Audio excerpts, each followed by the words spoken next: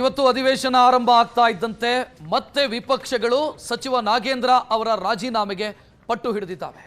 ರಾಜೀನಾಮೆಯ ಹೊರತುಪಡಿಸಿ ಬೇರೆ ಯಾವುದನ್ನು ನಾವು ಒಪ್ಪೋದಿಲ್ಲ. ಚರ್ಚೆ ನಂತರ ಮೊದಲು ರಾಜೀನಾಮೆ. ಇದು ಬಿಜೆಪಿ ಮತ್ತು ಜೆಡಿಎಸ್ನ ನಿಲುವು ಇವತ್ತು ಕೂಡ ಮುಂದುವರೆದಿದೆ. ಸದನ ಆರಂಭ ಆಗ್ತಾ ಇದ್ದಂತೆ ಇದನ್ನೇ ಪ್ರಸ್ತಾಪಿಸಿದೆ ಬಿಜೆಪಿ.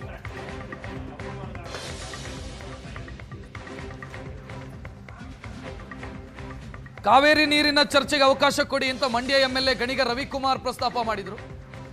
ಒಬ್ಬ ನಾಗೇಂದ್ರನ್ ಕಾರಣಕ್ಕಾಗಿ 224 ಕ್ಷೇತ್ರಗಳಿಗೆ ಸಂಬಂಧಿಸಿದಂತ ಚರ್ಚೆಗೆ ಅವಕಾಶ ಕೊಡದೇ ಇರಬೇಡಿ ಅಂತ. ಬಿಜೆಪಿ ಮಾತ್ರ ಪಟ್ಟು ಹಿಡಿದಿದೆ. ನಾಗೇಂದ್ರ ಅವರ ರಾಜೀನಾಮೆಯನ್ನು ಪಡೀರಿ, ನಂತರ ಸುಗಮವಾಗಿ ಕಲಾಪ ನಡೆಸೋದಕ್ಕೆ ನಾವು ಬಿಡ್ತೀವಿ.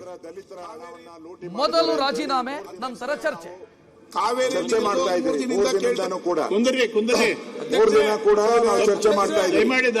ನಮ್ಮ ಉದ್ದೇಶ ಇರ್ತಕ್ಕಂಥದ್ದು ಒಬ್ಬ ನಾಗೇಂದ್ರಗೋಸ್ಕರ 224 ಸದಸ್ಯರ ವಿಚಾರ ಮಾತಾಡಕ್ಕೆ ಒಂದು ಹಕ್ಕನ್ನ ಚ್ಯುತಿ ಆಗ್ತಾ ಇದೆ. 224 ಸದಸ್ಯರ ಹಕ್ಕನ್ನ ಚ್ಯುತಿ ಆಗ್ತಾ ಇದೆ.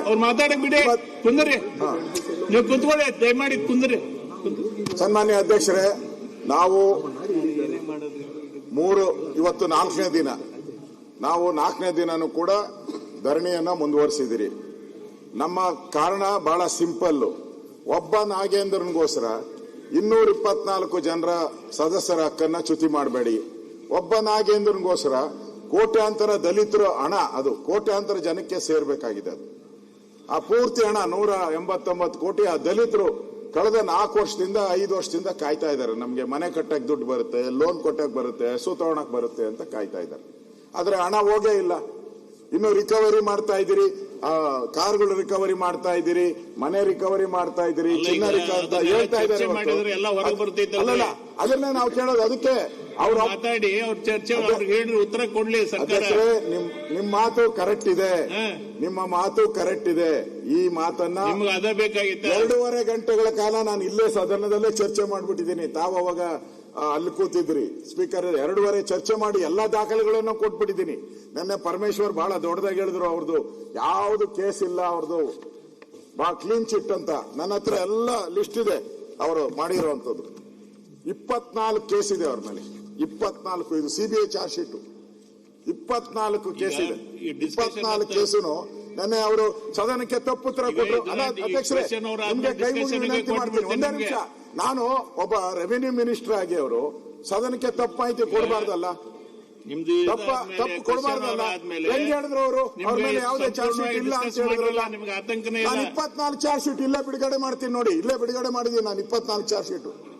24 ಚಾರ್ಜ್ ಶೀಟ್ ಇದೆ ಅವ್ರ ಮೇಲೆ. ಸಿಬಿಐದು 3 ಇದೆ, ಆಮೇಲೆ ಇಡಿದು ಇದೆ,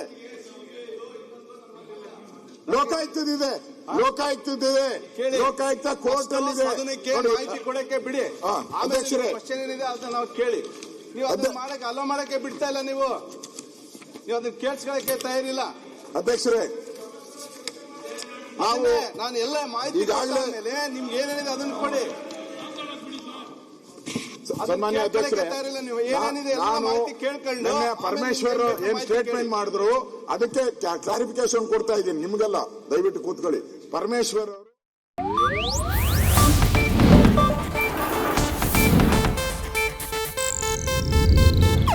ಇದು ಏಷ್ಯಾನೆಟ್ ನ್ಯೂಸ್ ನೆಟ್ವರ್ಕ್ ಪ್ರಸ್ತುತಿ.